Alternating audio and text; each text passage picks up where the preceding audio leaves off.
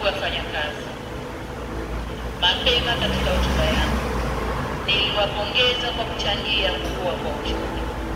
Mwezi Mei 2024 mwaka jana, wakati tukiadhimisha siku ya wafanyakazi, serikali ilieleza ugumu wa uchumi ulivyokuwa kwa wakati ule na kuwasihi tusongeze gharama kwa serikali kwa kuongeza mishahara, bali tuliendelea na upandishaji wa madaraja na kutoa maslahi mengine ya wafanyakazi. Sasa kwa mapenzi makubwa na kwa namna mlivyoiunga mkono serikali tulipowaomba mfunge mkanda na mkaamua kujituma na kufanya kazi kwa bidii na kufanya uchumi wetu ukue kwa 5.5% mwaka huu, kwa kuwa kucheza kwao kutunzwa.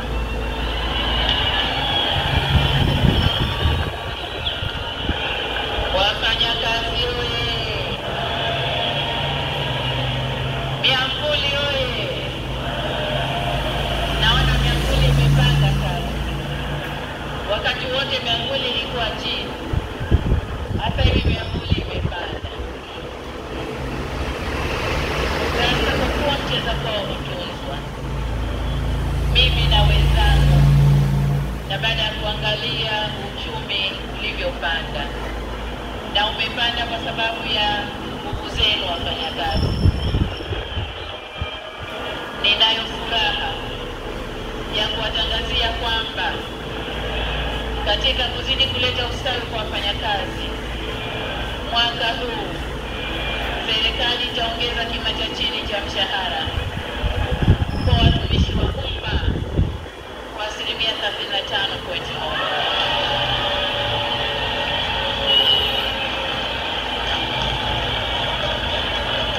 Wafanyakazi oye!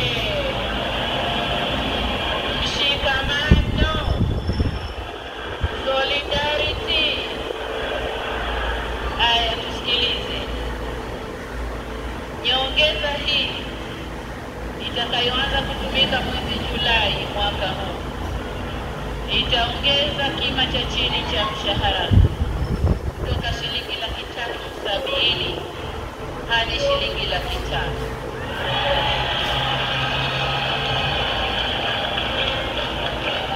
Ngazi nyingine za mshahara nazo zitapanda kwa kiwango kizuri jinsi bajeti inavyokuwa. Lakini nataka niwaambie nyongeza nzuri iko. Kwa upande wa sekta binafsi,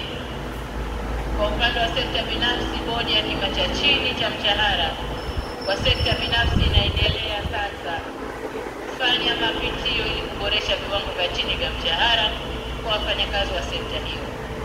Pamoja na kazi inayofanywa na bodi hiyo, naendelea kukihimiza wizara na vyama vya wafanyakazi kufanya majadiliano na waajiri ili kutekeleza mikataba ya hali bora ya wafanyakazi katika sekta binafsi, waendane sambamba na wenzao ya sekta ya umma. Ndugu wafanyakazi, ahadi yetu serikali kwenu kwamba tutaendelea kuboresha mazingira ya kazi yakiwemo maslahi ya wafanyakazi kadri hali ya uchumi itakavyoruhusu. Wafanyakazi oye! Solidarity, mshikamano. Ndugu wafanyakazi, nimalizie kwa kuwapongeza tena wafanyakazi wote nchini kwa kuadhimisha sikukuu hii, na ninawashukuru kwa mchango wenu adhimu katika ujenzi wa taifa letu. Kuijenga nchi yetu ni jukumu letu sote, hivyo hatuna budi kuimarisha umoja na mshikamano wetu. Aidha, niwakumbushe kwamba ili tuweze kujenga vyema taifa letu, ni lazima tulinde amani na utulivu nchini.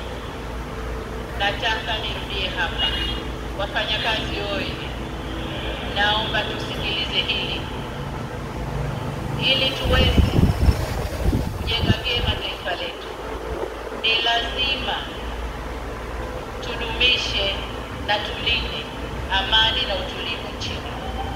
Kwa namna yeyote ile, tusitoe fursa kwa vyama vya wafanyakazi kutumika kutaka kuichafua nchi yetu.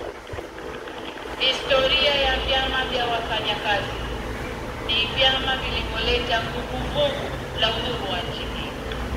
Sasa tusijibadilishe kwa vyama vya usaliti wetu ule utafuta kwa nguvu. Niwaombe sana viongozi wa vyama vya wafanyakazi mkalisimamie hilo. Mwisho kabisa, niwaombe ulinzi wa Mungu na niwatakie safari njema naporudi kwenye maeneo yenu. Narudia wito wangu kwenu wafanyakazi kushiriki kikamilifu katika zoezi la uchaguzi mkuu utakaofanyika mwezi wa Oktoba 2025 ili kutumia haki yenu ya kikatiba kupata viongozi watakaoongoza taifa letu. Baada ya kusema hayo, nimwombe Mwenyezi Mungu aibariki bara letu Afrika na Mungu aibariki nchi yetu Tanzania. Jamhuri ya Muungano wa Tanzania. Kazi na utu. Kazi na utu. Asanteni sana kwa kunisikiliza na hongereni sana wafanyakazi. Asante sana.